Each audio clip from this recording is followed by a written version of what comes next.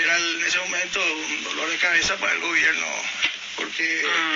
El 2 de febrero, arresto del coronel Franco, una de las figuras más populares de la guerra entre los paraguayos, causando conmoción en la opinión pública. Sí. Junto a Rafael Franco fueron detenidos de manera arbitraria, entre otros los mayores Antonio González y Basiliano Caballero, bajo la acusación de los comunistas. Eran comunistas. Bueno, Rafael Franco hizo... Ahora dicen que eran fascistas. Dijeron que eran comunistas. Franco había sido el jefe más ovacionado en el desfile de la victoria también. Cuando los paraguayos salieron masivamente a recibir Eso a su fue ejército en octubre de 1935, arrojando flores y saliendo al paso para aclamar a los vencedores.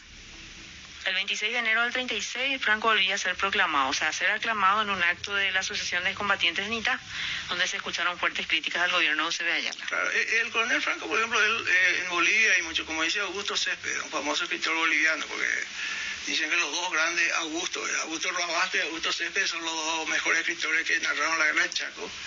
Augusto Céspedes habla de algunos militares bolivianos como Bush o David Toro, que también fueron muy nacionalistas, muy patriotas en el gobierno, llegando al gobierno, pero no fueron sujetos de la historia, sino objetos de la historia. Yo creo que se le aplica también a Rafael Franco, porque el pobre Rafael Franco era un militar, muy capaz, Acá hay una coyuntura. Claro, era un militar muy capaz, muy talentoso, ¿verdad? Puedo decir incluso un genio militar, pero no era una persona preparada para llevar adelante un país. Claro, no tenía cultura política. Tuvo muy buenas intenciones y fue muy patriota. A la disconformidad por los errores en la conducción de la guerra en febrero de 1936 se sumaba el desafío de desmovilizar el ejército vencedor en la guerra del Chaco y elegir nuevas autoridades para el periodo 1936 a 1940. Entre ambos rectos, el gobierno liberal y sus puntales políticos y económicos se manejaron con inoportuna vacilación. O sea, ellos no tuvieron la destreza, ¿verdad? Y no pudieron generar soluciones simplistas. Sí. En lugar de abrirse a las sustanciales y radicales reformas que la historia reclamaba, la élite del partido hegemónico, en ese entonces era el Partido Liberal, ¿verdad? Claro. Se vio superado ideológica y coyunturalmente por las circunstancias y acontecimientos. Quiere decir que ellos no podían sobrellevar la situación, el enojo también. Había enojo, había que desmovilizar a un ejército que había ganado una guerra. Ellos sabían que habían ganado una guerra. Y muchos creían, según el cónsul polaco Pasiorkowski, que tiene una carta que está ahí también, que acá la mayoría de los oficiales y combatientes de la guerra piensan que ganaron la guerra a pesar de su gobierno. Dice que también es algo que mucha gente hasta ahora sigue diciendo. Que apelaban ellos incluso a métodos represivos que derivaron en un virulento detonante que acabaría demoliendo la orden constitucional en sus estructuras políticas. Los excombatientes fueron abandonados a su suerte y Eusebio Ayala dejó correr un proyecto de reelección presidencial. La reelección, inconstitucional.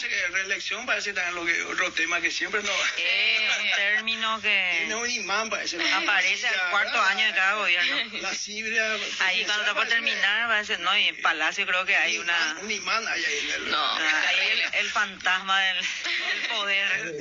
Y pasa que también, ¿verdad? Desmovilizar un ejército que gana es una guerra difícil. Había muchos lisiados, fíjense, eso es terrible, gente que había perdido las piernas, las manos. Ustedes habrán terrible, no sé sí. si vos llegaste a ver. No, y hoy tenemos también con los accidentes de tránsito, pero después una guerra, vos te imaginarás yo llegué a verlo, los tendales. La verdad que había mucho así con muletas ahí, sí. Ahí en el centro, algunos estaban estacionando. No llegamos a ver, yo soy más viejo entonces. Y bueno, contanos, o sea, veías vos así en la calle personas... Frente al lío hay uno que mucha gente le habrá visto, la gente de mi edad, ¿verdad? Que ya no tenía, perdió los brazos, una pierna lo que le faltaba, y usaba una muleta y él cuidaba supuestamente los autos, ¿verdad? Cuidaba coches, un señor, ¿verdad? Yo me acuerdo bien de haberlo visto al señor cuando era chico, ¿verdad? Y bueno, eso llegaron de la guerra y el gobierno liberal rechazó un pedido, ¿verdad? Como siempre en el Congreso. Qué raro, ¿verdad? Y mandaban plata a otro lado para algunos privilegiados y rechazaron un pedido de dinero para muletas. Imagínate lo que es súper inhumano. Es inhumano, o sea, una medida inhumana. Además, se le asesinó a un estudiante en ese momento. Hay que recordarlo también. Salomón Cirota fue asesinado y se trascendió, salió en los diarios. Se ocultó el asesinato que fue asesinado en el cuartel de la policía de Asunción, bajo el gobierno de Eusebio Ayala, y el José Berroñoni era el secretario jefe de policía. Entonces ahí eso se solidarizó también los ánimos. Y por supuesto después viene el arresto de un tipo que todos le consideraban ídolo de la guerra, Franco, al otro, ¿verdad? Y lo manda a Buenos Aires. En Buenos Aires, él en 15 días vuelve, ¿verdad? Increíble, ¿verdad?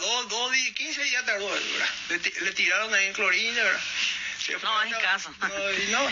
Porque cuando, yo creo que el tema también es, como decía Montesquieu, que cuando las legiones romanas cruzaban los Alpes y el mar, los militares que permanecían en larga campaña en los países sometidos, pues ya empezaban a sentir su propia fuerza y Claro. ya no podían obedecer, ¿verdad? El efecto boomerang.